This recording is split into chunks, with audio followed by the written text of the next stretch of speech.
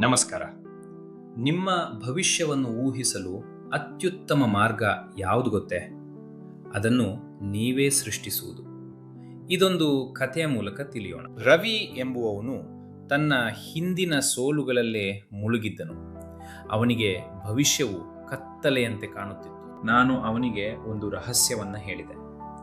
ನಿಮ್ಮ ಭವಿಷ್ಯವು ನಿಮ್ಮ ಹಳೆಯ ನೆನಪುಗಳಿಂದಲ್ಲ, ನಿಮ್ಮ ಹೊಸ ಭಾವನೆಗಳಿಂದ ಸೃಷ್ಟಿಯಾಗುತ್ತದೆ. ಅವನು ತನ್ನ ಯಶಸ್ಸನ್ನು ಇಂದೇ ಅನುಭವಿಸಲು ಶುರು ಮಾಡಿದನು. ಕೃತಜ್ಞತೆ ಮತ್ತು ಸಮೃದ್ಧಿಯ ಭಾವನೆ ಅವನ ಮೈ ತುಂಬ ಹರಿಯಿತು. ನಿಮ್ಮ ದೇಹಕ್ಕೆ ಭವಿಷ್ಯದ ಭಾವನೆಗಳನ್ನು ಕಲಿಸಿದಾಗ ನಿಮ್ಮ ಜೀವಕೋಶಗಳೇ ಬದಲಾಗುತ್ತವೆ.